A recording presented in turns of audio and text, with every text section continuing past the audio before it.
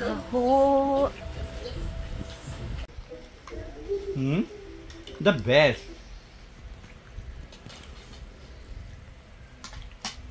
Not to see that.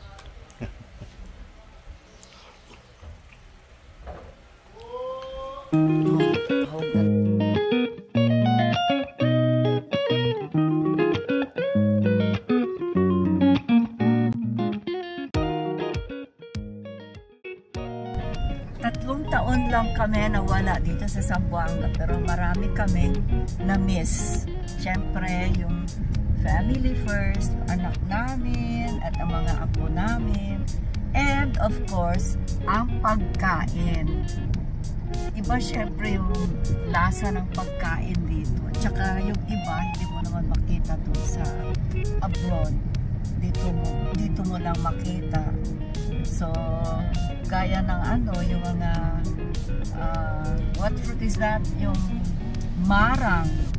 Walang marang abroad. So, nung isang araw may nakita kaming marang. Pero, parang hindi na yata in season yung marang. Kaya parang hindi na yata maganda, no? Yeah. Pero yung mga mangosteen, durian, meron yan. So, the other day, bumili kami ng saging rebosao. Well, for me, saging prito. Kasi ayoko ng matamis. You'll buy again. Itong asawa ko, si Mr. Tamis. So, saging rebosado ang sa kanya. Yun ang favorite namin dito na binibili pang merienda. Pero na-notice ko lang, yung saging ngayon, lumiit. Tapos yung isa, 1 peso. 1 inch. 1 inch. Maliliit na lang, tapos piso pa. Dati yun, 25 cents lang ang isa. So ngayon, after 3 years, naging piso na siya isa. Talagang, anyway, nagmamahalan na naman ang mga pagkain ngayon. Ang tao na lang ang hindi mahal. So, ano pa yung mga favorite naming pagkain? Tignan natin. First things first, almusal muna. Kasi wala kaming pagkain sa bahay. So, we're at Legends, one of our favorite restaurants dito sa Zamboanga. Matitikman namin yung kanilang lumpia Shanghai na pagkasarap-sarap. And of course, mamaya yung kanilang mais con yellow. Wow! Ang init, super init. So, kailangan magpalamig muna tayo. Oh, eto na yung aming in-order. Shanghai fried rice and chop suey. And, oh, there's the lumpia Shanghai. Very yummy, yummy. Sarap, sarap. So, eto, ina-enjoy namin yung aming brunch.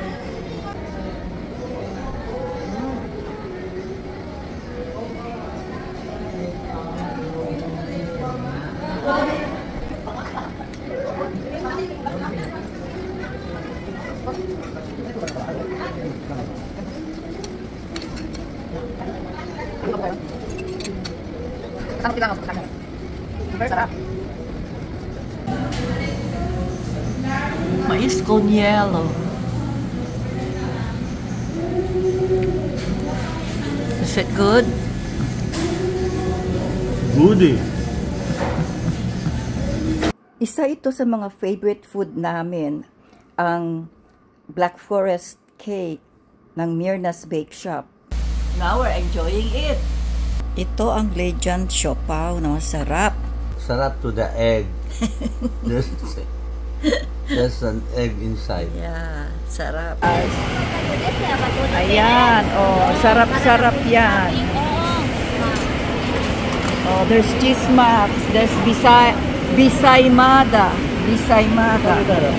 Overload. Tada! This is called Turon. Yeah, turon. Not one ron.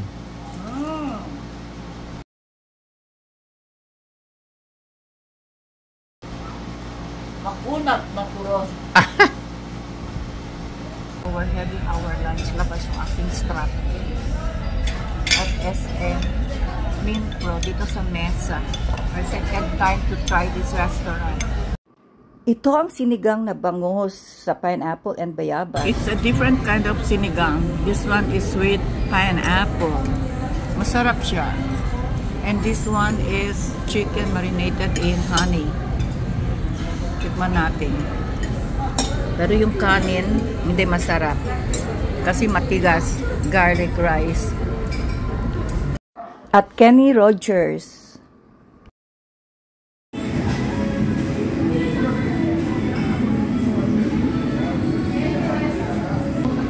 Ang maganda dito sa Philippines, pag kumakain ng senior, may senior discount. So from 615, naging 439 na lang yung bayad. 109 and discount, bro. Yeah, may discount siya na 100 plus. 100. So yan, ito na-miss namin. One of those food na na-miss namin.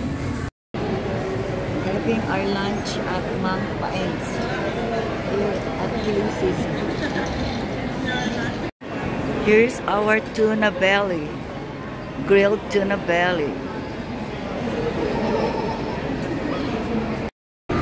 Baked lamb.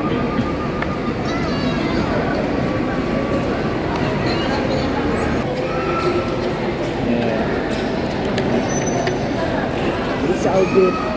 The baked lamb is good.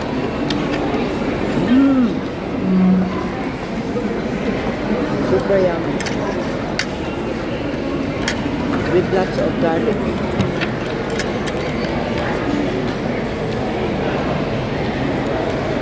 Yummy. Chicken arroz caldo naman ngayon. Okay, we're having arroz caldo. Ayan, na may itlog. Arroz caldo with itlog. Yung akin, super loaded na arroz caldo. So yummy. And tokwat baboy. Yay! Happy kami. Happy tummy. Talo ang kunjiking dito. Ito, ang pansit. Pero, na-notice ko, parang maalat. Maalat pala siya. Or inalat nila yung pagkagawa. So, ito, isa sa mga na-miss naming pagkain dito sa Zamboanga. Masarap pa din siya. Kaya lang parang may pagka-maalat. Pansit, masarap. Late lunch kami. Ito, yung aming favorite na pansit. Masarap ang pansit. Dala kanila medyo ako pansit. Every Sunday, may mga kakaning binebenta sa labas ng simbahan. So, kagawian na namin na bumibili ng mga kakanin after the mass.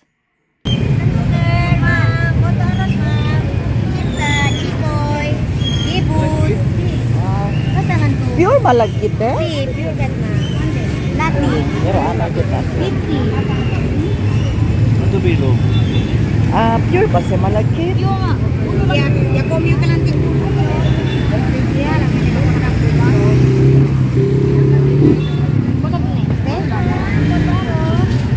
Aquel o tamal ba kaya? Tamal. Tamal, 20 pesos. 20 el tamal. Sí, 20. Este o cuántos de? 20. Palitaw te no? Sí. Yeah, dos palitaw. Diyan sila yung papaya. Siya ang aming suki sa kakanin. What did you say? No more prito, just rebosado. Doon namin binibili yung saging sa maliit na tindahan. Yun, doon. Oh.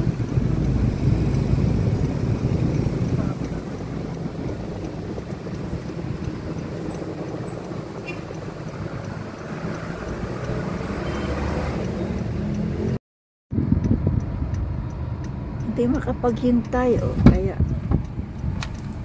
atat na atat siya sa kanyang saging rebosado. Ito yung saging rebosado.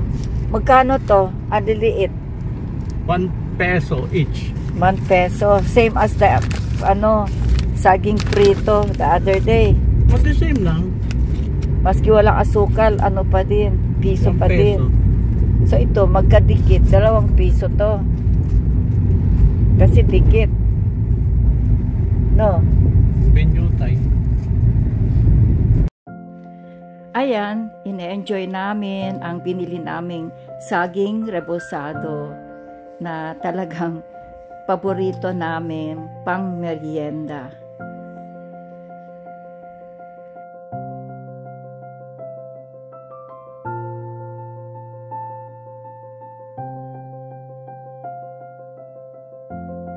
Bye! Thanks for watching. Please like, share, and subscribe. God bless.